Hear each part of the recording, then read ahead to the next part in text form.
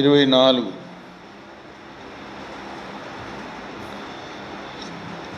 Numbers 24 సంఖ్యాకాండం 24. ఇశ్రాయేలీయులను దీవించుట యెహోవా దృష్టికి మంచిదని బిలాము తెలుసుకొనినప్పుడు అతడు మునుపటి వలె శకునములను చూచుటకు వెళ్ళక అరణ్యం వైపు తన ముఖమును త్రిప్పుకొనెను.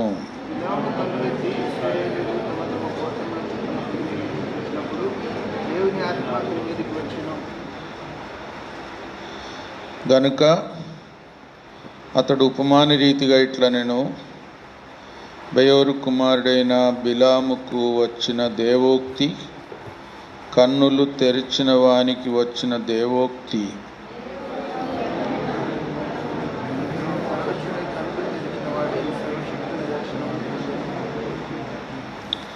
యాకోబు, నీ గుడారములు, ఇశ్రాయేలు నీ నివాసములు ఎంతో రమ్యమైనవి.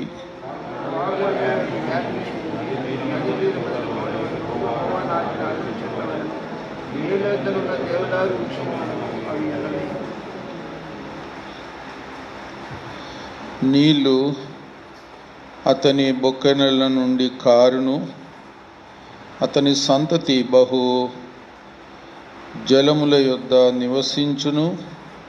అతని రాజు ఆగగు కంటే గొప్పవాడగును, అతని రాజ్యము అధికమైనది అడుగును.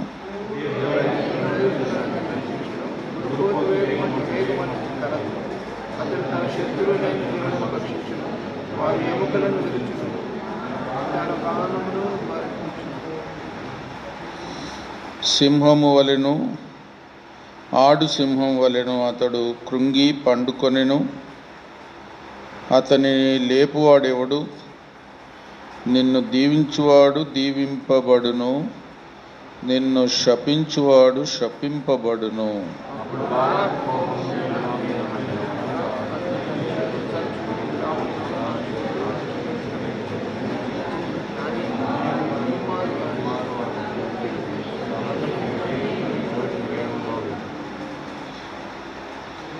నేను నిన్ను మిక్కిలి ఘనపరచదనని చెప్పితిని గాని, యెహోవా నీవు ఘనత పొందకుండా ఆటంకపరచనెను.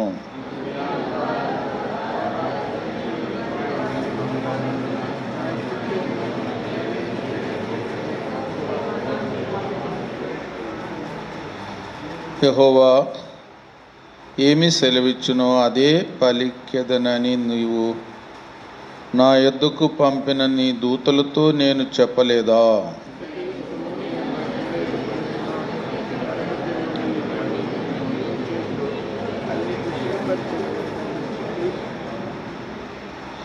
ఉపమాన రీతిగా ఇట్లనెను, బెయోరు కుమారుడైన బిలాముకు వచ్చిన దేవోక్తి, కన్నులు తెరిచిన వానికి వచ్చిన దేవోక్తి.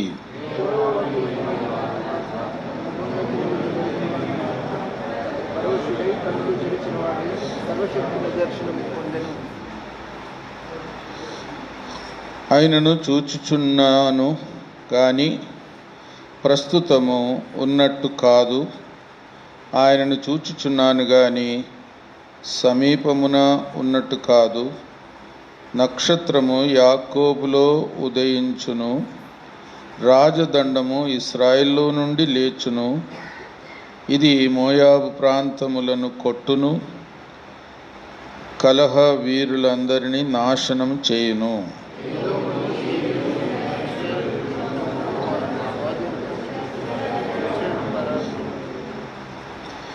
యాకోబు సంతానమున ఏలిక పుట్టును, అతడు పట్టణంలోని శేషము నశింపచేయును.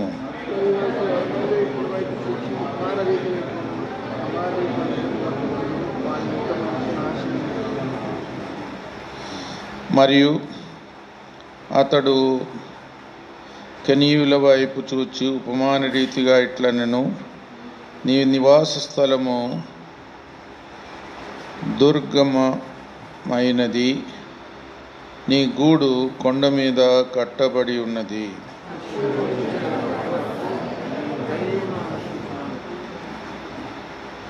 మరియు అతడు ఉపమాన రీతిగా,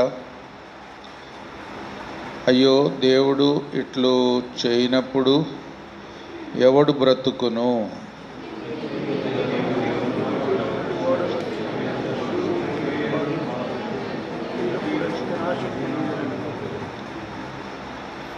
అంతటా బిలాము లేచి తన చోటికి తిరిగి వెళ్ళెను, బాలాకును తన త్రవ్వను వెళ్ళెను.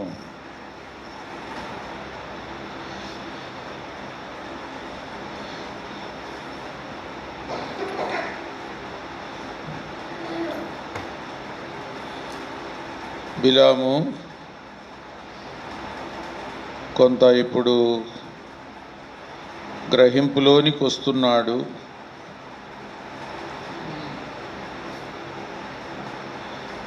రెండవ వచనములో దేవుని ఆత్మ అతని మీదికి వచ్చెను.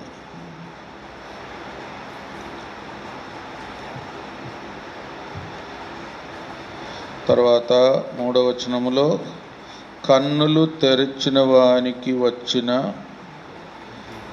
దేవోక్తి.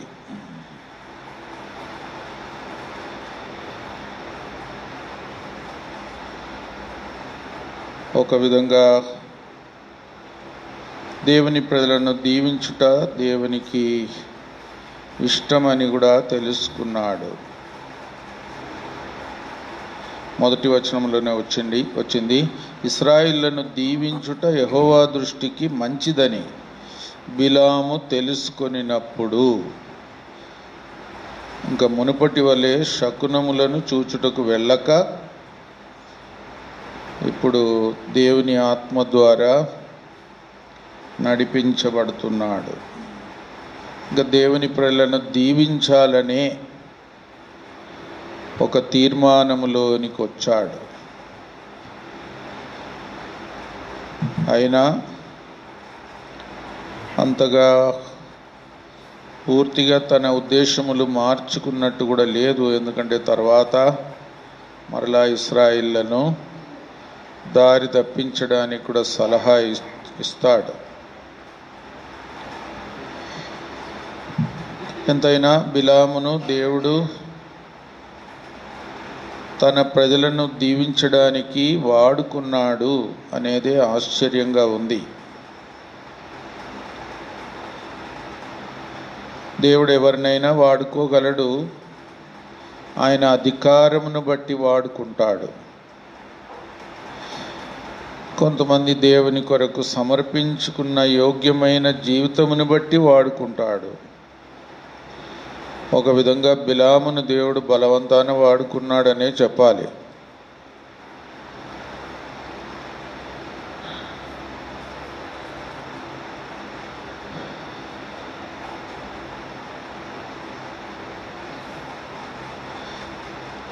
ఐదో వచనం,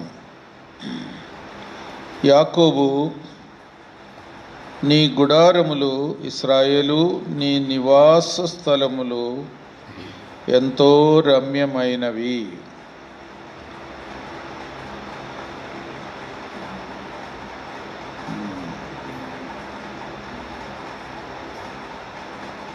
యాకోబు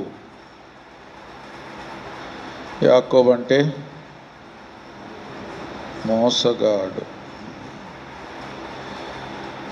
తల్లి గర్భములో ఉన్నప్పుడే అన్న కాలు లాగాడు. ఇంకా బయటికి వచ్చినాక ఎంతమంది కాలు లాగాడో. అంటే పుట్టుకతోనే లేదా తల్లి గర్భంలో రూపించబడుటతోనే స్వార్థపరమైన మనసుతో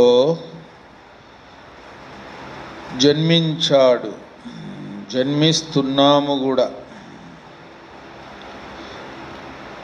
అనేది మనకు గుర్తు చేస్తుంది. లేకుంటే తల్లి గర్భంలో ఉన్నప్పుడు అన్న కాలు పట్టుకుంటాడు. అంటే నేను మొదట పుట్టాలి, నేను జ్యేష్ఠ కుమారుడు కావాలి అని ఆశపడ్డాడు.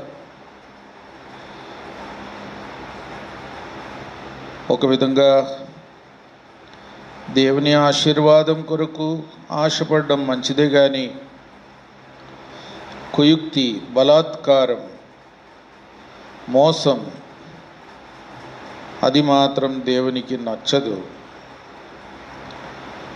ఎంతైనా యాకోబు మన జీవితానికి మన స్వభావం తల్లి గర్భము నుండి చెడిపోయినది అని గుర్తు చేస్తుంది. అందుకే మనం చాలా దీనులుగా ఉండాలి. మనలో నుండి అనగా మన శరీరము నుండి చెప్పండి ఏ మంచిదియో నివసించదు. మన శరీరములో, మన అంతరంగములో, మన పాత స్వభావములో మనలో నుండి ఏ మంచిది రాదు. దేవుడు ఏదైనా మార్పు కలిగిస్తే తప్ప. అది మన స్థితి. ఆ మాట చదవండి, రోమా 7:18. ఎవరైనా చదవండి. నా యందు అనగా నా శరీరమందు మంచిది ఏది నివసింపదు. ఎంత దీనమైన ఒప్పుకోలు కదా. మనుషుని హృదయంలో నుండి అన్ని చెడ్డే వస్తాయి. దురాలోచనలు,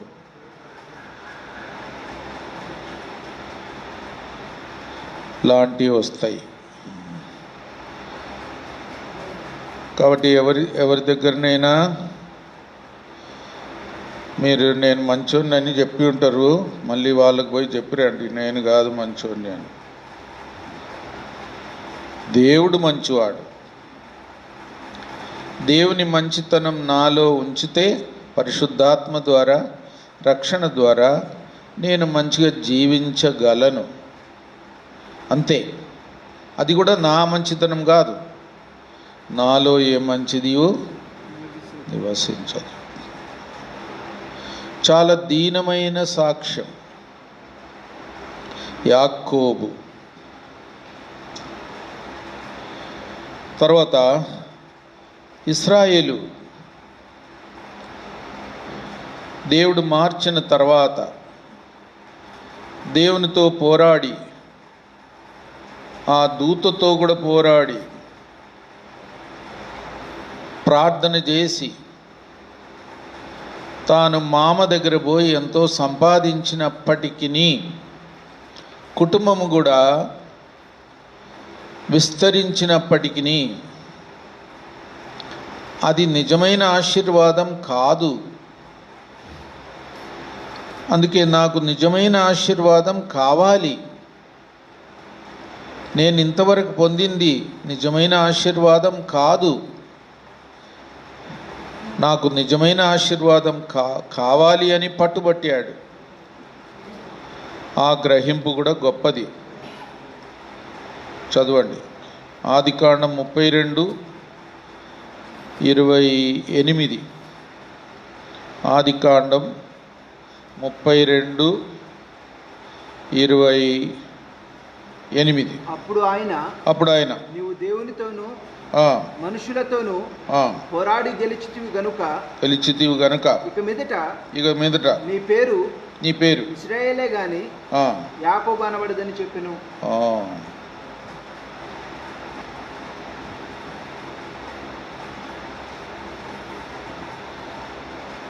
యాకోబు కాదు, ఇశ్రాయేలు. దేవుడు అతన్ని అక్కడ దీవించాడు అని కూడా ఉంది. 29 చదవండి. అప్పుడు యాకోబు నీ పేరు దయచేసి తెలుపమనెను. అందుకు ఆయన నువ్వు ఎందు నిమిత్తము నా పేరు అడుగుతావని చెప్పి అక్కడ అతన్ని ఆశీర్వదించాను.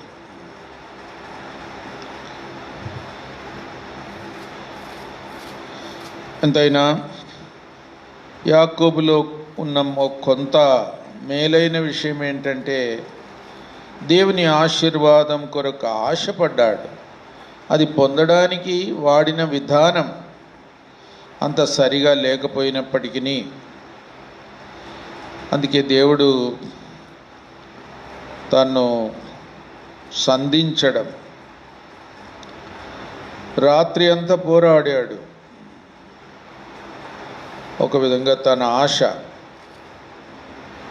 నిజమైన దేవుని ఆశీర్వాదం కావాలి.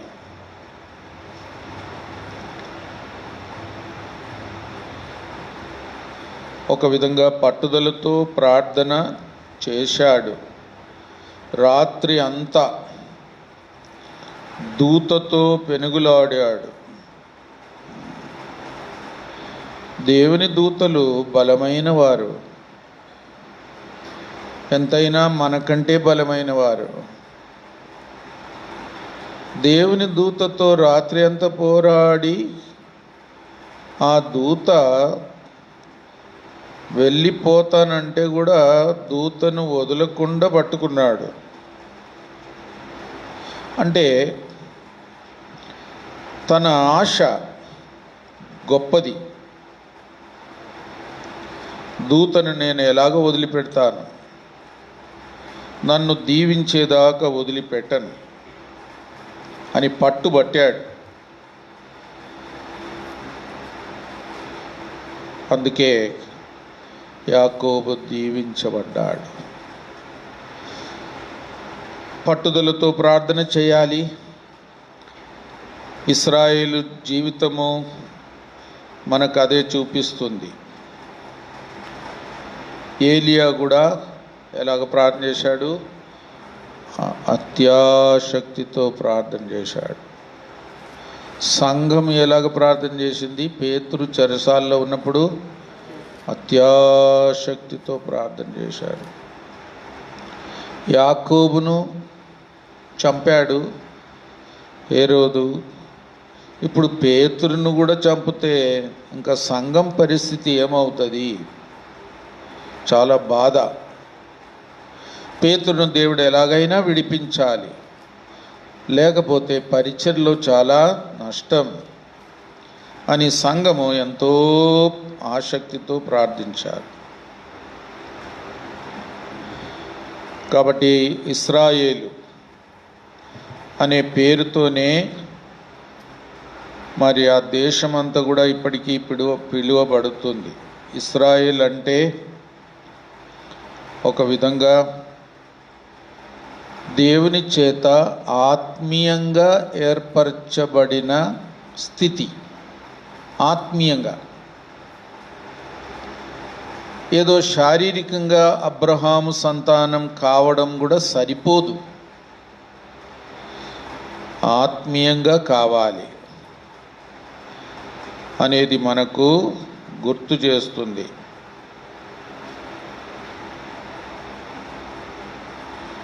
మన జీవితము ఆత్మీయంగా దేవుని సన్నిధిలో దేవుడు ఏర్పరచుకున్న స్థితికి రావాలి.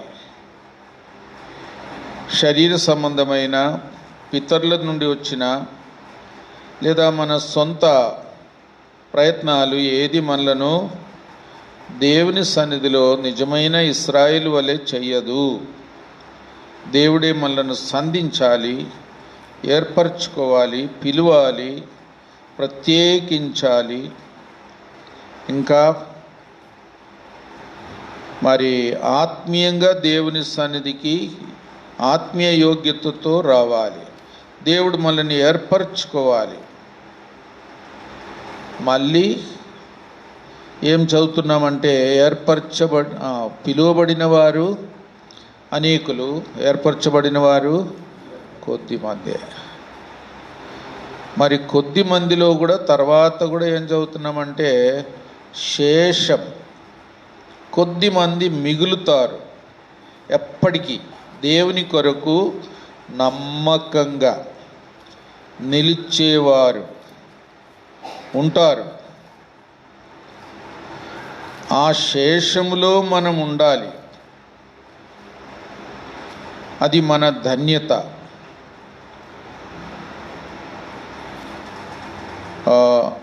వారి యొక్క మొర దేవుడు వింటాడు అని ప్రత్యేకంగా రాయబడి ఉంది. చదవండి, లూకా 18:7 ఎవరన్నా చదవచ్చు. లూకా 18:7. దేవుడు తాను ఏర్పరచుకొనిన వారు దివారాత్రులు తన్ను గూర్చి మొరపెట్టుకొనుచుండగా వారికి న్యాయం తీర్చడా. ఇంకా ఆయన వారికి త్వరగా న్యాయం తీర్చడా. త్వరగా న్యాయం తీర్చు. ఎప్పటికీ దేవుని కొరకు నమ్మకంగా నిలిచేవారు కొంతమంది అయినా ఉంటారు. శేషం కొద్దిమంది. ఏలియా కూడా నేనొక్కనే మిగిలి ఉన్నాను అంటే దేవుడు ఏమన్నాడు? 7,000 మంది ఉన్నారు. శేషం. కాబట్టి ఆ గుంపులో మనం ఉండాలి. మిగిలిపోయిన నమ్మకమైన కొద్ది మందిగా ఉండే ఆ శేషములో ఉండాలి. ఆ శేషం కొరకు దేవుడు గొప్ప కార్యములు చేస్తాడు. ఎప్పటికీ ఇప్పటి వరకు ఎలాగ జరుగుతూ వచ్చింది, ఇక ముందుకు కూడా అలాగ జరుగుతుంది. శేషం. మత్తయి సువార్త 24:22 చదవండి. మత్తయి సువార్త 24:22. ఆ దినం తక్కువ చేయబడకపోయిన ఎడల ఏ శరీరు తప్పించుకొనడు. చూడండి, ఏర్పరచబడిన వారి నిమిత్తం ఆ దినములు తక్కువ చేయబడును. ఏర్పరచబడిన వారి నిమిత్తం. ఆ మాట గమనించండి. దేవుడు ఆ శ్రమ దినాలను కూడా తగ్గిస్తాడు. ఏర్పరచబడిన వారి నిమిత్తం. కాబట్టి ఇశ్రాయేలు అనే మాటకు యాకోబు జీవితంలో ఎంత అర్థం ఉంది. నిజమైన ఇశ్రాయేలీయులు అంటే ఎవరో మనకు అర్థమవుతుంది. ఆత్మీయంగా కూడా మనం ఇశ్రాయేలు జీవితం మార్చబడుట ద్వారా మనం కూడా చేర్చబడ్డాం. ఇంకా రాజకుమారుడు, పోరాడి జయించినవాడు, మనుషులతోనూ దేవునితోనూ. ఇశ్రాయేల్ అంటే ఎంత అర్థం. రాజకుమారుడు. కాబట్టి పోరాడవలసిందే, మరి పట్టుదలతో ఉండవలసిందే. దేవుని చేత ఏర్పరచబడిన వారితో ఉండి కష్ట సమయాల్లో కూడా మిగిలిపోయిన కొద్ది మంది అయిన శేషముతో మనం ఉండాలి. అప్పుడే ఇశ్రాయేల్.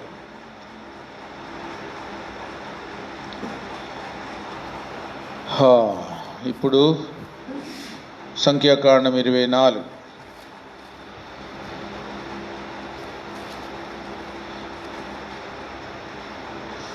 5వ వచనం. యాకోబు, నీ గుడారములు, ఇశ్రాయేలు నీ నివాస స్థలములు ఎంతో రమ్యమైనవి.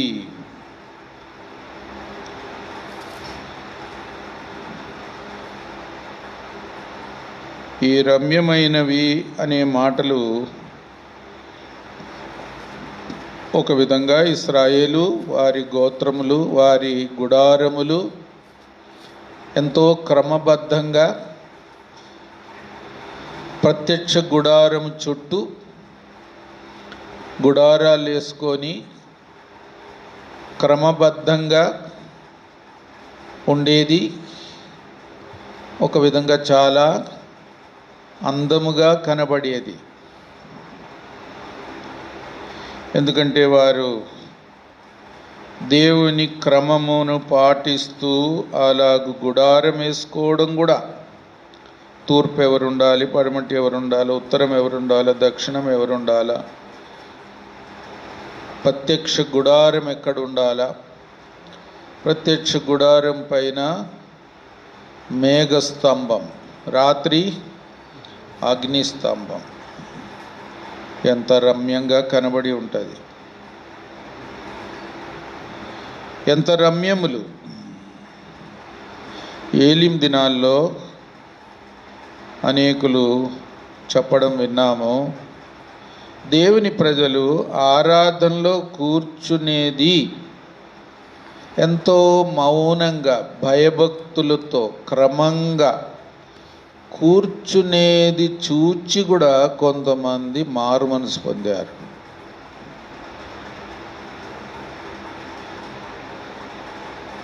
వారు చూచారంతే, దేవుని ప్రజలు ఇంతగా ఎట్లా కూర్చుంటున్నారు, ఎట్లా ఆరాధన చేస్తున్నారు, ఎంత క్రమంగా ఉంటున్నారు, ఎంత నిశ్శబ్దంగా ఉంటున్నారు, ఎట్లా ఆరాధిస్తున్నారు అనేది చూచారంతే. వాళ్ళకు మారు మనసు వచ్చింది. కాబట్టి దేవుని ప్రజల యొక్క నివాసములు ఎంత రమ్యం. 84వ కీర్తన 1వ వచనం ఎవరన్నా చదవండి. సైన్యములకు అధిపతివగు యెహోవా, నీ నివాసములు ఎంత రమ్యములు. నీ నివాసములు ఎంత రమ్యములు. కాబట్టి దేవుడు నివసించడమే ఆ రమ్యత యొక్క రహస్యం. దేవుడు మన మధ్యలో లేకపోతే మనం ఎంత మంచి బిల్డింగ్ కట్టుకున్నా, ఎన్ని ఐశ్వర్యాలు, ఆడంబరాలు, అలంకారాలు, ఎంత మంచి పాట పాడినా, ఎంత మంచి మైక్ పెట్టినా, వాయిద్యాలు వేసినా, డ్రెస్ వేసుకున్నా అంత సున్నా. దేవుని సన్నిధియే అన్నిటికంటే ముఖ్యం. అదే ఆశీర్వాదం, అదే అందం, అదే ధన్యత. అది మనం ఎల్లప్పుడూ గుర్తించాలి.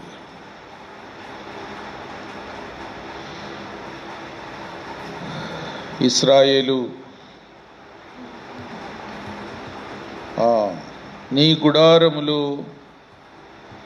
నీ నివాసములు ఎంత రమ్యమైంది అంటే దాని రహస్యం దేవుడు వారి మధ్యలో ఉన్నాడు.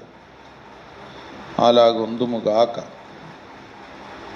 ఇప్పుడు 133వ కీర్తన 1వ వచనం. సహోదరులు ఐక్యత కలిగి నివసించుట ఎంత మేలు, ఎంత మేలు, ఎంత మనోహరము, ఎంత మనోహరం. ఇది ఇంకొక స్థాయి. సహోదరులు అంటే సహోదరులు మాత్రమే కాదు, సహోదరీలు కూడా. ఐక్యత కలిగి నివసించడం. సహోదరులు అంటే దేవుని ఇంటివారు, యేసు ప్రభు స్వభావం కలిగిన వారు, దేవుని చిత్తమును జరిగించువారు. ప్రభు చెప్పిన మాట ప్రకారం సహోదరులు అంటే వాళ్ళే.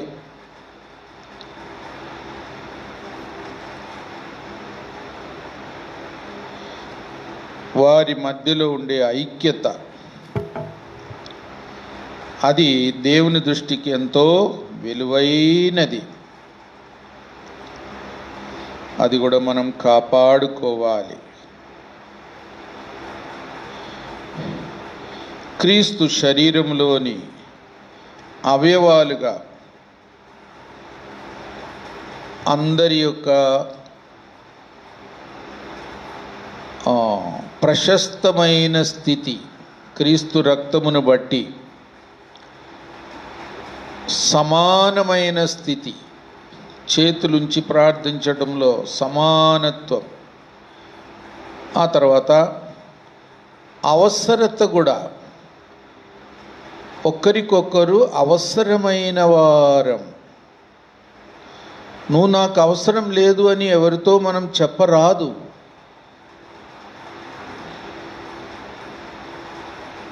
సంఘము, సహోదరులు, క్రీస్తు శరీరములోని అవయవాలు, క్రీస్తుకే మనం అవసరం. అది ఇంకా ఎంత గొప్ప ధన్యత. ఒక్కరికొకరు అవసరము, క్రీస్తుకు కూడా మనం అవసరం. నువ్వు నాకు అవసరం లేదు అని తల కూడా శరీరంలోని ఏ అవయవంతో కూడా చెప్పజాలదు, చెప్పకూడదు. కాబట్టి అలాంటి సహవాసం, ఎంతైనా సహోదరులు ఐక్యత కలిగి నివసించుట దేవుని సన్నిధిలో ఎంతో రమ్యమైనది. కాబట్టి అలాగ జీవించుదుముగాక.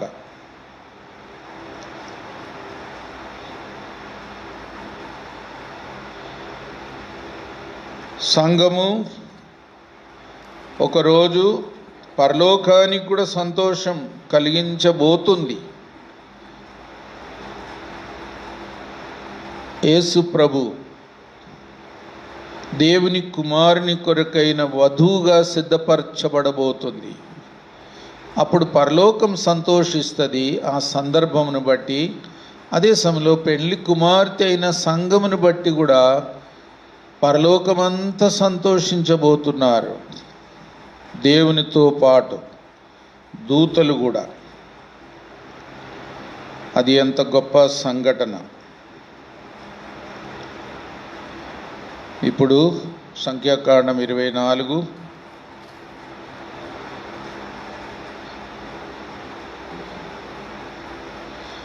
6వ వచనం. వాగుల వలె అవి వ్యాపించి ఉన్నవి. ఇంగ్లీష్లో ఎవరైనా చదువుతారా? యాజ్ ద వ్యాలీస్, లోయ. తెలుగులో వాగులని వచ్చింది, లోయ. పర్వతములు, లోయలు చాలా రమ్యంగా ఉంటుంది. పర్వతం ఉన్న దగ్గర లోయ ఉండవలసిందే. పర్వత శిఖరం యొక్క అనుభవాలు చాలా ఘనమైన, సంతోషకరమైన అనుభవాలు. అదే సమయంలో లోయ అనుభవాలు. గాఢాంధకారపు లోయలో నేను సంచరించినను ఏ అపాయమునకు భయపడను. అపాయకరమైన, బాధకరమైన, క్రిందికి తీసుకొని పోయే, దీనులుగా చేసే అనుభవాలు. అది కూడా దేవుని ప్రజలకు అవసరం. కాబట్టి పుట్టి పర్వత శిఖరాల యొక్క అనుభవం మాత్రం కోరకుండా లోయ అనుభవం, కష్టతరమైన అనుభవం. ఇంకా అక్కడ రాయబడిన మాట చూస్తే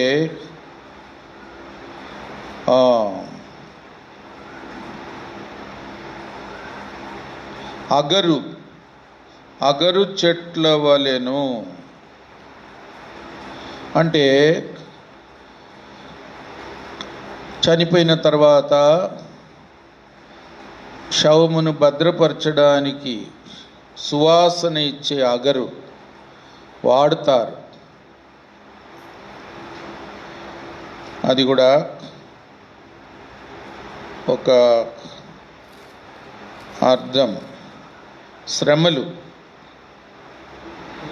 యోహాను సువార్త 19:39 ఎవరైనా చదవచ్చు. యోహాను సువార్త 19:39. రాత్రి వేళ ఆయన కొద్దకు వచ్చిన నికోదేము కూడా బోలముతో కలిపిన అగరు రమారమి 150 సేర్లు తెచ్చాను. ఎవరు? నికోదేము. రాత్రి వచ్చినాడు. దేవుని రాజ్యంలో ఎట్లా ప్రవేశించాలా అనే ప్రశ్నతో వచ్చాడు. పగలు వచ్చి అడిగితే అందరు ఏమనుకుంటారో, ఎందుకంటే బోధకుడు, పెద్ద పరిసయ్యుడు. అందుకే రాత్రి ప్రభు దగ్గరికి వచ్చాడు కష్టంగా. అయినా ప్రభు దగ్గర జవాబు పొందాడు. ఒకవేళ ఆ అనుభవంలోనికి కూడా వచ్చాడు. ఇప్పుడు ప్రభు శ్రమ ద్వారానే తనకి రక్షణ. ప్రభు శ్రమ పడకపోతే మనం ఎంత ప్రయత్నం చేసినా, ఎంత క్రయం చెల్లించాలనుకున్నా అది సరిపోదు. ప్రభు శ్రమలే మన రక్షణకు, మన దీవెనకు, మన ధన్యతకు ఆధారం. ఎవరైనా అట్లా తెలుసుకుంటే వారు ప్రభువుతో కూడా శ్రమ పడడానికి కూడా ఇష్టపడతారు. ఇశ్రాయేలీయులు ఎన్ని శ్రమలు పొందారో అది మర్చిపోలేరు. ఐగుప్తులో ఎన్ని శ్రమలు పొందారు, మార్గములో ఇప్పటి వరకు కూడా ఎన్నో శ్రమలు పొందారు. పోరాటం.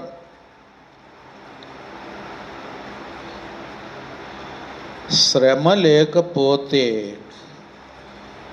ఒక విధంగా మనం ధన్యులం కాము. ఏదో మనలో పొరపాటు ఉంది అని మనం గ్రహించాలి. సద్భక్తితో బ్రతుకను ఉద్దేశించి వారందరూ హింస పొందుదురు. భక్తి లేకుండా జీవించేవారికి చెప్పండి, హింస ఉండదు.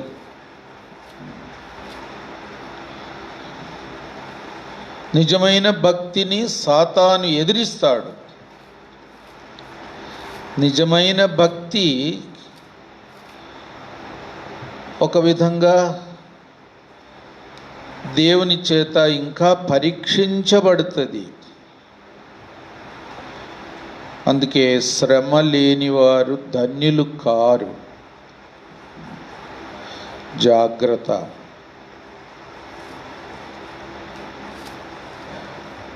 ప్రభు నామం నిమిత్తం నిందలు భరించుటకు చదవండి ఆ మాట. అపోస్తుల కార్యములు 5:41. అపోస్తుల కార్యములు 5:41. ఆ నామం కొరకు అవమానం పొందుటకు పాత్రులమని ఎంచబడినందున వారు సంతోషించుచు. చూడండి, ఆ నామం నిమిత్తం అంటే మనం శ్రమ పడేది ప్రభు నామం నిమిత్తం. తర్వాత నీతి నిమిత్తం. ఎవరికైనా మేలు చేసి మనం శ్రమ పడాల. సాధారణంగా మనం అలాగా అనుకోము కదా. నేను ఇంత మంచిగా చేస్తే కూడా నన్ను ఇట్లా అంటారా, అట్ట చేస్తారా? అదే నీ ధన్యత. నువ్వు తప్పు చేసి శ్రమ పొందితే నీకు బహుమానం ఉండదు.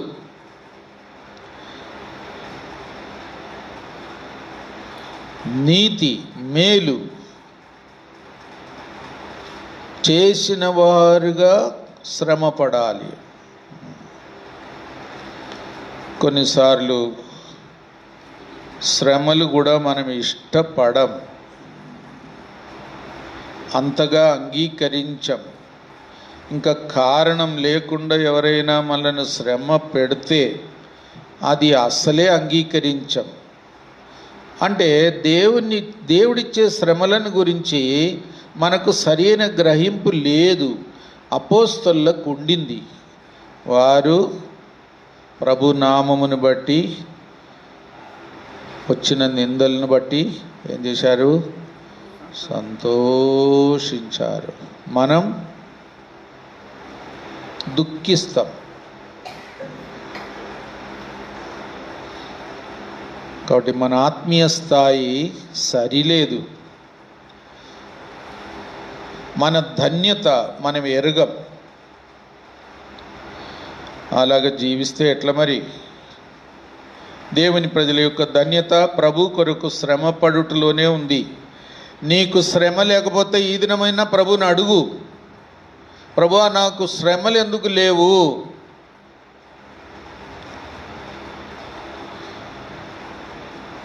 నన్ను అందరు మెచ్చుకుంటున్నారు, నన్ను ఎవరేం అనట్లేదు,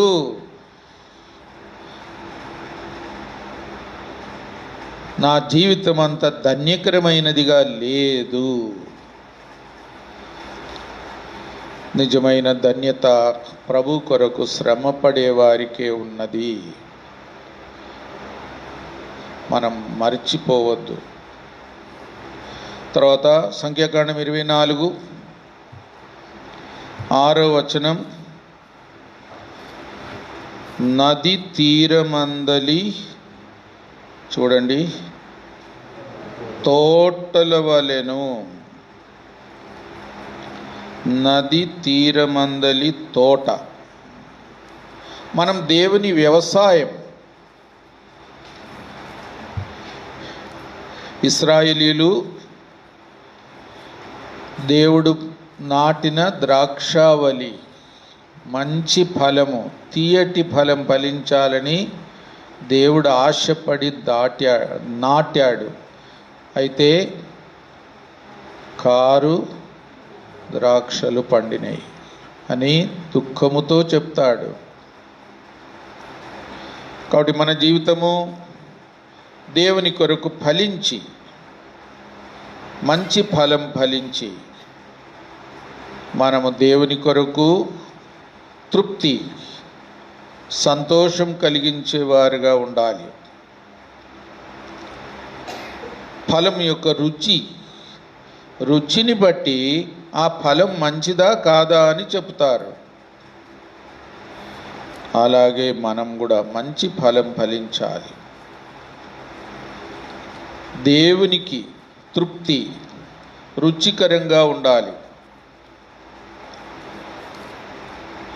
తర్వాత సంఖ్యాకాండం 24:6 మధ్యలో దేవదారు వృక్షము వలెను.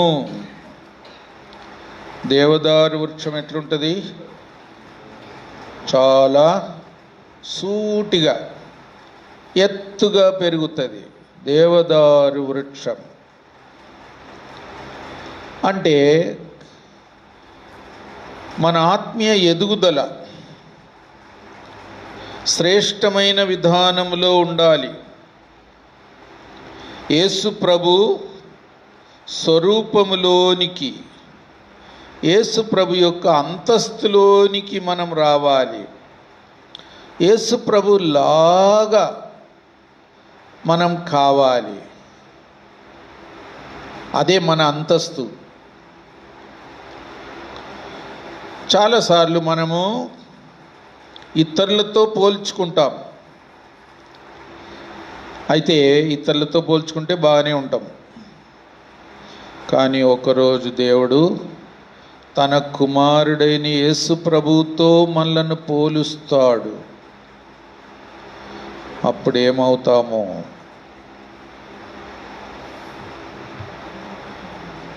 అంత ఎత్తు రావాలి, ఆ అంతస్తు రావాలి. లేకపోతే దేవుడు తృప్తి చెందడు.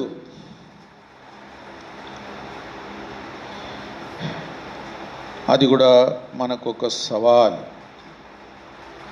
తర్వాత సంఖ్యాకాండం 24 7వ వచనం. 7వ వచనంలో నీళ్లు అతని బొక్కెల నుండి కారును, అతని సంతతి బహు జలముల యొద్ద నివసించును. దేవుని ప్రజలు దేవుని సమృద్ధి, నీళ్లు, వాక్యము, ఆత్మ, జీవం పొందేవారుగా ఉండాలి. దేవుని సమృద్ధి. నా గిన్నె ఆ నిండి పొర్లుచున్నది. మీరు నీరు కట్టిన తోట వలెను ఉబుకుచుండు ఊట వలెను ఉండేదారు. రెఫరెన్సు యెషయా 58:11. సరే, ఇశ్రాయేలుకు దేవుడు పెట్టిన ఆశీర్వాదములన్నీ బిలాము ఒక విధంగా ఆత్మీయంగా చూచి వారిని ఇంకా అలాగా ఉండడానికి దేవుడు ఆశిస్తున్నాడు అని స్థిరపరుస్తున్నాడు. ఒక విధంగా దేవుని ప్రజలు మరి దీవించబడిన వారు, అంతేకాకుండా ఇతరులకు దీవెనకరంగా మారేవారు. దేవుని ప్రజలను దీవించింది ఎందుకు? వారి లోకమంతటికి దీవెనకరంగా ఉండాలి. అందుకే ప్రభు ఏమన్నాడు? నిన్ను దీవించు వారిని దీవిస్తాను, శపించు వారిని శపిస్తాను. అంటే వారికి హెచ్చరిక ఇస్తాను, వారిని గద్దిస్తాను. నా ప్రజలైన వారిని శపించకుండా. అంటే దేవుడు చర్య తీసుకుంటాడు. పగ తీర్చుకొనుట చెప్పండి. నా పని అంటే నీ పని కాదు, దేవుని పని. సరే, అంటే వాక్యంలో అట్లా ఉన్నందుకు అట్లా చెప్పారనుకోండి. పగ తీర్చుకొనుట దేవుని పని. యోసేపు కూడా అన్నాడు, సహోదరులు భయపడుతుంటే ఏమన్నాడు? నేను దేవుని స్థానంలో ఉన్నానా? నేను దేవుని స్థానంలో ఉన్నానా? ఒకవేళ మీరు తప్పు చేసినా మిమ్మల్ని శిక్షించాలన్న ఆ అధికారం నాకు లేదు. అయినా మీరు తప్పు చేసినా అది దేవుడు మేలు కొరకు మార్చాడు. మీరు నాకేదో తప్పు చేసినారన్నది మీరు విచారపడవలసిన విషయం కాదు. ఇప్పుడు అట్ట చేసినందుకు నేను ఐగుప్తుకు వచ్చాను, మీకు అన్నం కూడా పెడుతున్నా. దేవుడు మేలే చేశాడు. నేను దేవుని స్థానంలో ఉన్నానా? ఎంతైనా మనం ఇతరులకు దీవెనకరంగా ఉండాలి. నిజంగా మనం దీవించబడితే మనం ఇతరులకు దీవెనకరంగా ఉండాలి. మనం దీవెనకరంగా లేము అంటే ఒక విధంగా దేవుడు మనల్ని దీవించలేదు అనుకోవాలి. ఎందుకంటే దేవుడు స్వార్థపరుడు కాడు. దేవుడు లోకంలో ఒక్కరినే దీవించి ఆ ఒక్కరికే ఆ దీవెన ఇస్తే ఇంకా దేవుడు లోకాన్ని ప్రేమించినట్టు ఎట్లా? దేవుని మనసు అది కాదు. ఒక్కరిని దీవిస్తాడు, వారిని యోగ్యులుగా చేస్తాడు, వారి ద్వారా అందరిని దీవించాల. దేవుని మనసు అది. అనేక సార్లు దేవుని మనసు మనకు అర్థం కాదు. అందుకే ఎప్పుడు ప్రార్థన చేసినా ప్రభువా కొన్నిసార్లు పిల్లలు కూడా ప్రార్థన చేస్తుంటారు, ప్రభువా మమ్మీని కాపాడు, డాడీని కూడా కాపాడు, తర్వాత నన్ను కూడా కాపాడు, ఇంకెవరిని కాపాడవాకు. అట్లుంటుంది, అక్కడే ఆగిపోతుంది ప్రార్థన.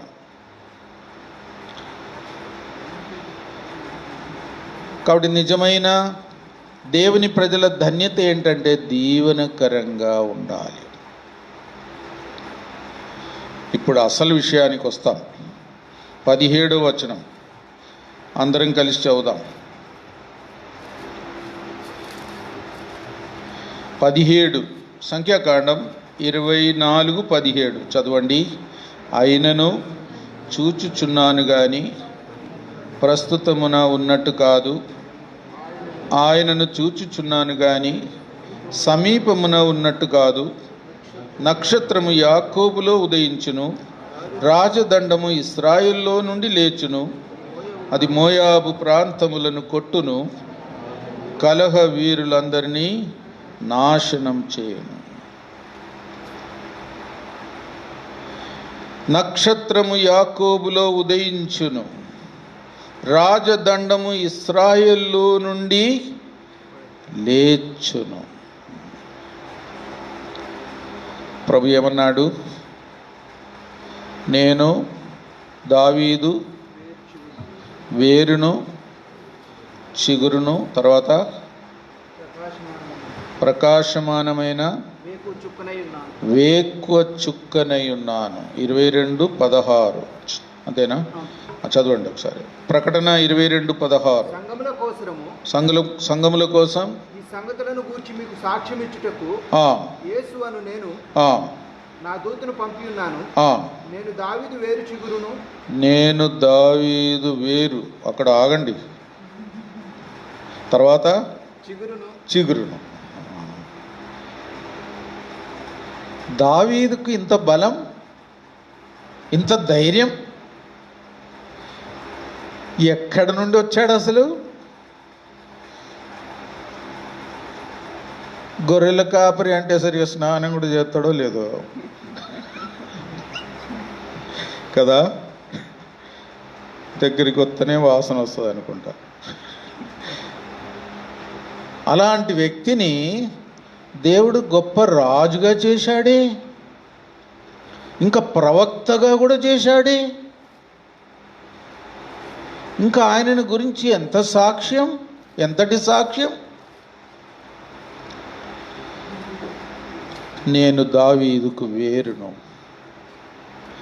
దావీదు హృదయ అంతరంగములో తన ఆత్మ ప్రాణములలో నాకు చోటిచ్చాడు. ఆయనను ఆదుకున్నది నేనే, ఆయనను పెంచింది నేనే, ఆయనకు బలం ఇచ్చింది నేనే, సారం పోసింది నేనే. దాగి ఉండి కనబడకుండా నేను దావీదు వేరును. నీ వేరెవరో, నీ ఆధారం ఎవరో, నీ అంతరంగంలో ఉన్న నీ అత్యవసరత ఎవరు తీర్చలేనిది తీర్చేది ఎవరు? యేసు ప్రభు. ఆయనకుండే విలువ, ఆయన చేసే కార్యం ఇంకెవరు చేయలేరు. ఆయన మీద ఆధారపడినట్టు ఇంకెవరి మీద ఆధారపడవద్దు సుమా, ఎండిపోతావు. లేకుంటే ముళ్ళు పొదలు పుట్టుకొస్తాయేమో. జాగ్రత్త. ఇంకా చిగురు దావీదు వంశములో నుండి యేసు ప్రభు వచ్చి ఆయన సింహాసనాన్ని, ఆయన కుటుంబాన్ని శాశ్వతంగా నిలువబెడతాడు, స్థాపిస్తాడు అని చెప్పిన వాగ్దానం యేసు ప్రభు ద్వారా నెరవేరింది, నెరవేర్చబడబోతుంది. ఎంత గొప్ప అద్భుతం!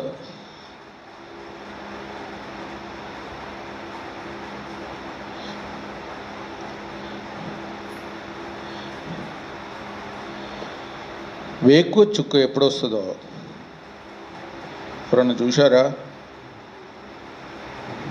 రాజరత్నం గారు అది ఎన్ని గంటలకు? 3 గంటలకంట. ఓ అమ్మ, 5 గంటలకు లేచేదే కష్టం అంటే ఇంకా 3 గంటలకు లేతారు. కొంతమంది పెద్ద మనుషులు గ్రామాల్లో లేస్తారు, వాళ్ళు చూస్తారు కూడా. మనకు వేకువ చుక్కొచ్చి అన్ని చుక్కలు వచ్చినా లేచేటట్లేదు. ఆ వేకువ చుక్క ఉదయం రాబోతుంది అనే దానికి గుర్తు, సూచన. బాగా ప్రకాశిస్తుంది వేకువ చుక్క వేరే చుక్కల కంటే. దాన్ని చూడడానికే కష్టం అంటున్నారు, మరి ఎట్లా?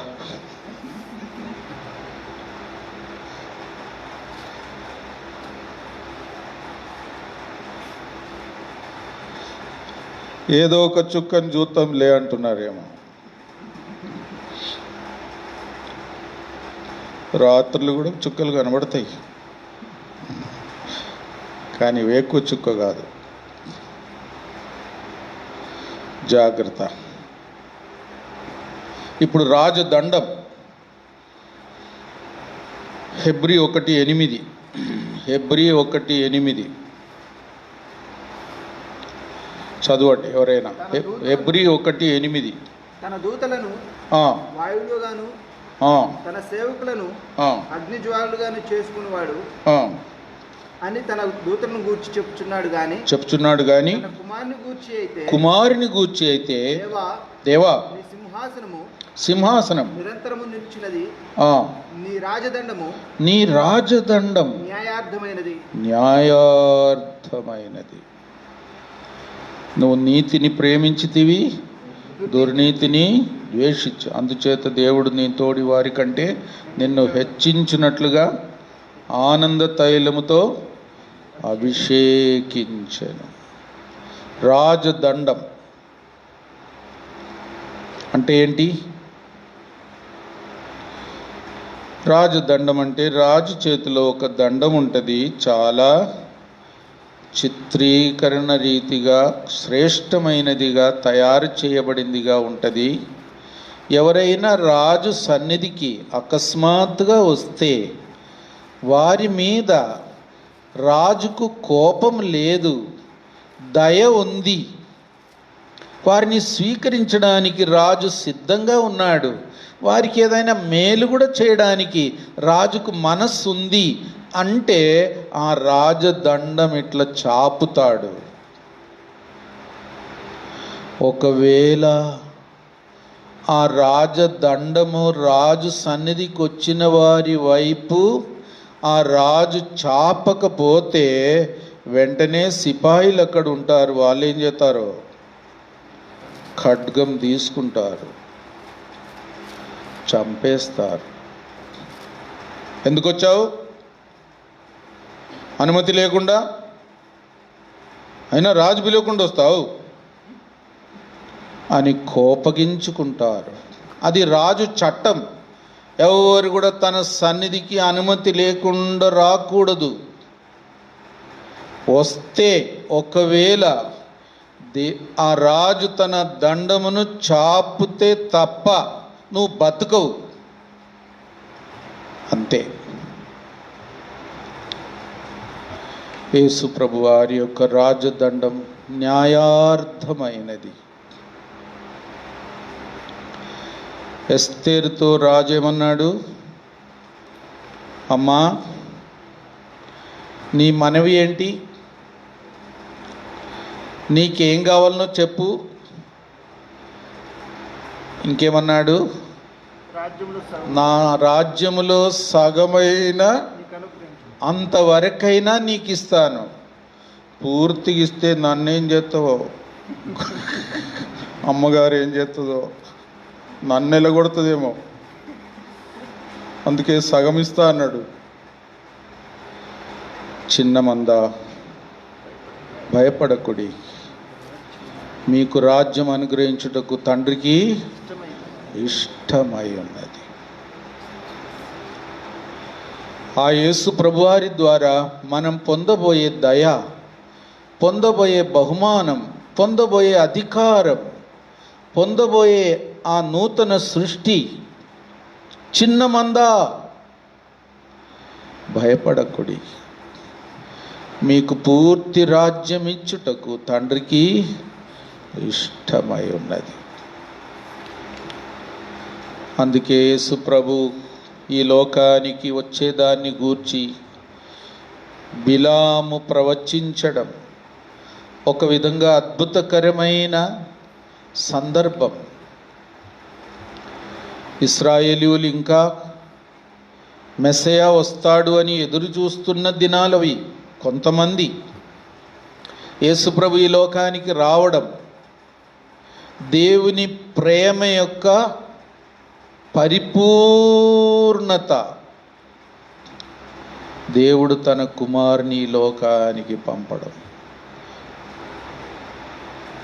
కాలము సంపూర్ణమైనప్పుడు దేవుడు తన కుమారుని స్త్రీ సంతానముగా లోకానికి పంపాడు. దేవుణ్ణి ఎవరు చూడలేదు అని ఆయన అద్వితీయ కుమారుడే ఆయనను బయలుపరచెను. ప్రవక్తల ద్వారా, దర్శనాల ద్వారా పాత నిబంధనలో దేవుడు అనేకులతో మాట్లాడాడు, అనేకులకు దర్శనమిచ్చాడు. చివరి దినాల్లో ఎవరి ద్వారా మాట్లాడాడు? కుమారుని ద్వారా. ఆ సందర్భం కొరకు ఇశ్రాయేల్ అందరూ వేచి ఉన్నారు, వేచి ఉండాలి.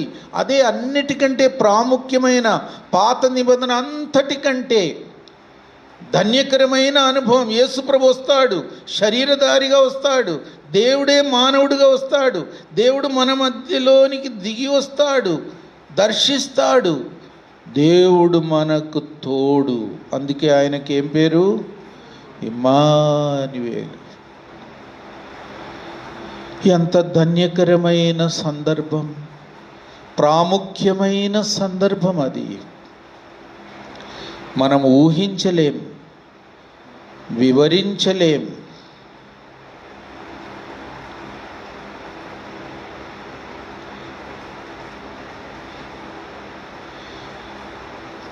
దాన్ని మనం పూర్తిగా సద్వినియోగం చేసుకొని మనం ధన్యులుగా ఇంకా జీవించవలసిందిగా ఉంది. యేసు ప్రభు ఈ లోకానికి వచ్చాడు, ఇప్పుడు మన హృదయములోనికి కూడా వచ్చాడు, మన మధ్యలో ఉన్నాడు. ప్రతి లేఖనాలకు నెరవేర్పుగా వచ్చాడు. ప్రతి పాత నిబంధనలోని ఉదాహరణలకు, ఛాయలకు నిజ స్వరూపంగా వచ్చాడు. ఇంకా దేవుడు ఇంకేం చేయాలా? తన కుమారునే ఇచ్చిన తర్వాత, దేవా నాకు ఇంకా శ్రేష్టమైంది ఏమైనా ఇవ్వండి అని అడగడానికి కూడా లేదు. తన కుమారునే ఇచ్చాడు. వెనుదీయకుండా దేవుడు తన కుమారుని ఇచ్చిన తర్వాత ఆయనతో పాటు మనకు సమస్తం ఎందుకు ఇవ్వడు? ఎంత గొప్ప మాట. అందుకే యేసు ప్రభువారిని ఈ లోకానికి పంపిన సందర్భం బిలాము కొంతవరకు వివరిస్తూ ఇశ్రాయేల్ యొక్క ధన్యత, ఇశ్రాయేల్ ద్వారా దేవుని కుమారుడు అబ్రహాము సంతానముగా ఈ లోకానికి వచ్చిన దాన్ని బట్టి వారు ధన్యులు, ఇంకా లోకములో ఆయనను నమ్మిన వారు కూడా ఎంత ధన్యులు. అది మన ధన్యత. యేసు ప్రభువులో ప్రతి ఆశీర్వాదం మనకు దేవుడు ఇచ్చాడు.